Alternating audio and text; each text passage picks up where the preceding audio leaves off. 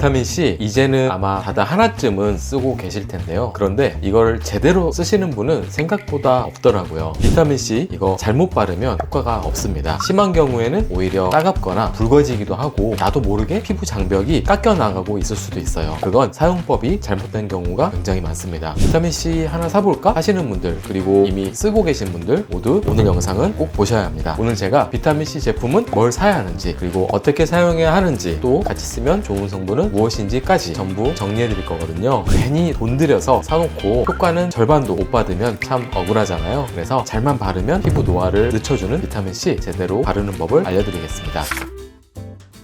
안녕하세요. 15년간 수많은 분들의 주름을 펴드린 주름 전문가 이재훈 원장입니다. 오늘은 비타민C에 대해서 이야기해보려 하는데요. 비타민C가 피부 미백에 좋다라고만 알고 계신 분들도 계시는데요. 사실 비타민C는 피부 미백 기능뿐만 아니라 피부 노화 전반에 걸쳐서 영향을 주는 성분이에요. 우리 피부가 늙는다는 건 결국 산화가 진행된다는 뜻인데요. 철이 공기 중에 오래 노출되면 녹이 슬듯이 피부도 자외선이나 스트레스, 염증 같은 자극을 계속 받으면 서서히 산화가 진행이 됩니다. 이 산화 과정에서 콜라겐이 손상이 되고 탄력이 떨어지고 잔주름이 깊어지기 시작하는 거죠. 비타민C는 이 산화를 막아주는 대표적인 항산화 성분이에요. 활성산소를 중화시키고 콜라겐 합성을 도와주기 때문에 주름 예방과 탄력 유지에 직접적으로 관여를 합니다. 그래서 비타민C는 전반적으로 노화 관리에 도움을 주는 고마운 성분인 거죠. 여기에 또 하나 중요한 역할이 있는데요. 비타민C는 멜라닌이 과하게 만들어지는 과정을 억제한다는 겁니다. 그래서 기미나 색소가 짙어지는 걸 완화하는 데 도움을 줄 수 있어요. 원장님, 저는 비타민C를 꾸준히 잘 챙겨 먹어서 괜찮아요 라고 하시는 분들도 계신데요. 몸 전체를 생각하면 섭취하는 방법도 물론 좋지만 과연 우리가 먹은 비타민C가 피부에만 집중적으로 쓰일까요? 먹어서 섭취하게 되면 여러 장기와 조직을 거쳐서 분산되기 때문에 피부까지 도달되는 양은 당연히 제한적일 수밖에 없는데요. 반대로 바르는 비타민C는 농축된 형태로 피부에 직접 작용을 하죠. 특히 콜라겐 생성 자극이나 색소 억제 같은 국소적인 효과는 섭취보다는 바르는 게 더 빠르고 직접적입니다. 결론적으로 먹는 것과 바르는 것은 서로 대체 관계라기보다는 보완 관계에 가까운데요. 그러니까 비타민C는 입으로 섭취도 하면서 동시에 피부에도 발라주면 더욱 좋습니다. 이제 본격적으로 비타민C 사용법에 대해서 말씀드릴 텐데요. 어떤 제품을 골라야 하는지부터 설명을 해드릴게요. 비타민C 제품을 사려고 보면 종류가 정말 많은데요. 순수 비타민C, 비타민C 유도체, 고함량, 저함량, 가격도 몇만 원대부터 10만 원 넘는 제품까지 아주 다양하죠. 여기서 가장 먼저 구분하셔야 할 게 순수 비타민C와 비타민C 유도체 제품인데요. 순수 비타민C 제품은 효과가 강력하고 즉각적이지만 그만큼 자극도 강하고 보관에도 신경을 써야 한다는 단점이 있습니다. 반면에 비타민C 유도체는 자극이 적어서 안전하지만 효과가 비교적 미미하고 서서히 나타난다는 단점이 있죠. 이건 두 개 중에 뭐가 더 좋다의 개념으로 접근하시는 것보다는 내 피부에 맞는 게 무엇인지 파악하는 것이 중요합니다. 노화가 진행된 피부, 일반 지성 피부의 경우 순수 비타민C 제품을, 민감성 혹은 여드름성 피부의 경우에는 비타민C 유도체 제품을 추천드립니다. 구분하는 방법은 성분표에 아스코르부산이라고 적혀 있으면 순수 비타민C 제품이고요. 반대로 성분표에 아스크로빌 글루코사이드, 아스크로빌 포스페이트처럼 좀 길게 적혀 있다면 비타민C 유도체 제품일 겁니다. 내 피부 타입을 잘 모른다거나 혹시 모를 자극이 걱정되신다면 유도체 제품을 먼저 쓰시다가 순수 비타민C 제품으로 넘어가는 방법을 추천드릴게요. 농도도 마찬가지인데요. 무조건 높다고 좋은 게 아닙니다. 처음 쓰시는 분들은 저농도로 시작해서 피부 반응을 보면서 올리는 게 안전합니다. 결론적으로 비타민C 제품은 내 피부에 자극 없이 꾸준히 쓸 수 있는 제품을 찾는 게 가장 중요합니다. 오래 써야 의미가 있는 성분이기 때문에 내 피부와 궁합이 맞는 제품을 구매하시길 바라겠습니다. 다음으로 비타민C는 무엇을 쓰느냐 만큼이나 언제 어떤 순서로 바르느냐가 굉장히 중요한데요. 비타민C 제품을 바르는 순서와 타이밍에 대해서도 말씀드릴게요.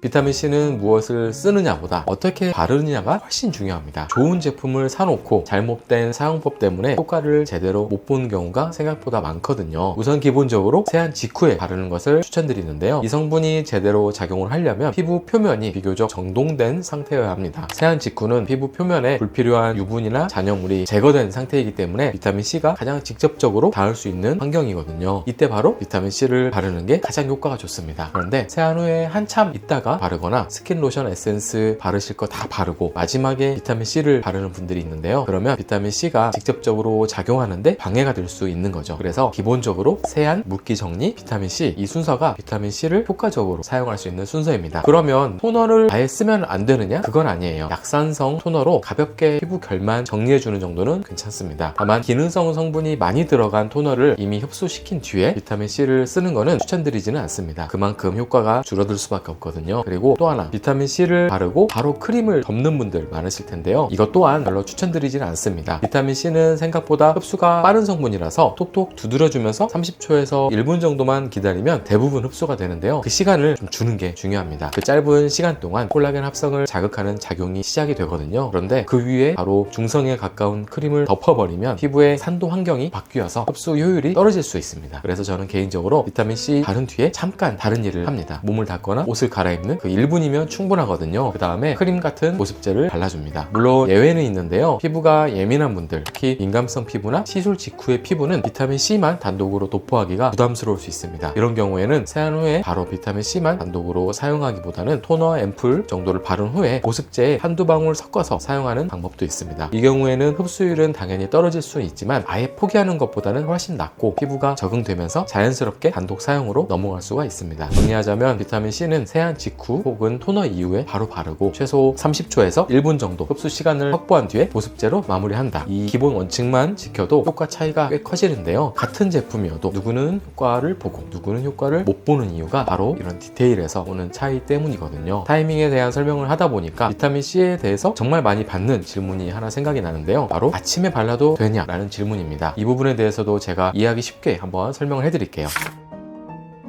원장님, 비타민 C는 밤에만 써야 하는 거 아닌가요? 낮에 바르면 햇빛 때문에 더 자극되는 거 아닌가요? 이렇게 알고 계신 분들 꽤 많더라고요. 이런 오해가 생긴 이유는 비타민 C가 빛과 공기에 비교적 예민한 성분이기 때문인데요. 그래서 낮에 쓰면 안 좋다라는 이야기가 오래전부터 굳어져 있던 거죠. 결론부터 말씀드리면 낮이나 밤 둘 다 사용하셔도 됩니다. 우리가 자외선을 받으면 피부 안에는 산화 스트레스가 증가하는데요. 이 과정에서 콜라겐이 손상되고 탄력이 떨어지고 색소가 더 진해질 수 있기 때문에 햇빛에 의한 광노화가 무서운 겁니다. 그런데 비타민 C는 사실 이 산화 과정을 완화하는 쪽으로 작용을 합니다. 자외선에 노출된 피부에서 항산화 기능을 기대할 수가 있으니까 오히려 아침 스킨케어 루틴에 포함하는 것을 추천드립니다. 다만 한 가지 조건이 붙는데요. 바로 자외선 차단제를 반드시 병행해야 한다는 점이에요. 앞서 말씀드렸듯이 비타민 C는 자외선에 예민해서 쉽게 산화되는 성분인 건 맞습니다. 그래서 선크림으로 자외선을 직접 막아주고 비타민 C로 자외선 손상을 더 줄여준다라고 생각하셔야 합니다. 물론 아침 시간에 더 좋다고 해서 밤에 효과가 안 좋다는 것은 아닌데요. 비타민 C는 콜라겐 합성을 자극하는 작용도 하기 때문에 피부 재생이 이루어지는 밤 시간에도 충분히 사용할 수 있습니다. 결국 비타민 C는 낮이든 밤이든 사용할 수 있지만 낮에는 자외선 차단제를 반드시 써야 한다는 거, 이 규칙만 지키시면 됩니다. 참고로 저 같은 경우에는 아침에는 비타민 C를 바르고 밤에는 레티놀을 바르고 있습니다. 낮에는 안 된다라는 오래된 정보 때문에 아예 아침 사용을 피하셨던 분들 이제 정확하게 아셨으니까 걱정 말고 한번 사용해보세요. 지금까지 어떤 제품을 사야 하는지 그리고 어떤 방식으로 발라야 하는지에 대해서 알려드렸는데요. 여기까지만 아셔도 비타민 C의 효과를 100% 누리실 수 있을 겁니다. 하지만 이 정도로 끝내기에는 뭔가 조금 아쉽죠. 그래서 비타민 C의 효과를 200% 끌어올릴 같이 쓰면 좋은 성분도 한번 알려드릴게요. 비타민 C는 혼자 써도 좋은 성분이지만 특정 성분과 같이 사용했을 때 훨씬 안정적이고 효율적으로 작용을 하는데요. 가장 대표적인 성분이 토코페롤, 즉 비타민 E입니다. 비타민 C는 수용성 항산화 성분인데 반해서 비타민 E는 지용성 항산화 성분인데요. 쉽게 말하면 비타민 C는 물이 많은 쪽, 비타민 E는 피부 세포막처럼 지방 성분이 많은 부분에 작용하는 거죠. 그래서 이 두 성분을 함께 사용하면 항산화 범위가 넓어져서 피부 전체를 더 입체적으로 보호를 해줄 수가 있습니다. 실제로 비타민 C 세럼의 성분표를 보시면 토코페롤이라는 이름으로 비타민 E가 함께 들어가 있는 경우가 있는데요. 그만큼 궁합이 좋은 성분이라고 볼 수 있습니다. 여기에 또 하나 잘 어울리는 성분이 페롤릭산이라고 하는 성분인데요. 페롤릭산은 항산화 작용도 하지만 비타민 C의 안정성을 높여주는 역할을 합니다. 산화되기가 쉬운 비타민 C를 조금 더 오래 유지하게 도와주는 성분인 거죠. 그래서 비타민 C, 비타민 E, 페롤릭산 조합은 항산화 삼각구조라고 부를 정도로 자주 쓰이는 조합입니다. 또 히알루론산 같은 보습 성분과도 궁합이 좋은데요. 피부 피부의 수분을 충분히 채워주면 자극이 완화되고 장벽이 안정되거든요. 반대로 조심해야 할 조합도 있습니다. 대표적인 게 레티놀인데요. 비타민 C도 자극이 있는 편이고 레티놀도 자극이 강한 편이거든요. 물론 피부가 이미 이 두 성분에 익숙하다면 같이 써도 크게 문제가 되진 않습니다. 하지만 처음 시작하는 단계라면 저처럼 아침에는 비타민 C, 저녁에는 레티놀처럼 나눠서 쓰는 게 훨씬 안전합니다. 또 각질 제거를 한 날도 주의를 해주셔야 하는데요. 필링 패드나 아하 바와 같은 제품을 쓴 날에는 피부가 예민해져 있어요. 그 위에 고농도 비타민 C까지 얹으면 자극이 배로 느껴질 수 있는데요. 그런 날은 차라리 비타민 C를 하루 쉬어가는 게 현명한 선택이 될 수 있습니다. 좋은 성분을 많이 겹친다고 피부가 더 좋아지는 건 절대 아니에요. 피부 상태를 보면서 조절하는 게 가장 안전한 방법이라는 거 꼭 기억해 주세요. 오늘 말씀드린 내용이 조금 길어서 이해하기 쉽게 정리를 한번 해드릴게요. 우선 비타민 C는 아침, 저녁 모두 사용이 가능하지만 저는 개인적으로 아침 사용을 조금 더 추천드립니다. 항산화 측면에서 의미가 조금 더 크거든요. 저녁에는 비타민 C 대신 레티놀을 사용하는 것도 좋습니다. 아침에는 항산화, 저녁에는 재생과 톤오버 이렇게 루틴을 나눠주는 거죠. 대신 아침 사용 시에는 자외선 차단제를 반드시 함께 발라주시는 거 기억하시죠? 실제 바르는 순서는 우선 세안 후에 토너로 피부결 정돈, 그리고 바로 비타민 C 앰플이나 세럼을 발라주시고 톡톡 두드려서 30초에서 1분 정도 충분히 흡수, 그리고 크림으로 보습, 여기에 아침이라면 자외선 차단제까지 이 루틴을 기본으로 세팅하시면 됩니다. 이때 민감성 피부를 가지신 분들은 살짝 예외인데요. 처음부터 단독 도포가 어려울 수도 있거든요. 이런 경우에는 보습제 한두 방울 섞어서 사용하는 방식으로 적은 기간을 두시는 게 좋습니다. 피부가 안정이 되면 단독 도포로 넘어가시면 됩니다. 여기서 가장 중요한 건 꾸준함이에요. 비타민 C가 아무리 좋은 성분이어도 한번 바르고 다음날 드라마틱하게 변하지는 않습니다. 그래서 고농도로 한번 쓰고 자극이 있다고 중단하는 것보다 적절한 농도로 오래 가는 게 훨씬 낫습니다. 이 원칙만 지켜도 같은 제품으로 전혀 다른 결과를 만들 수 있습니다.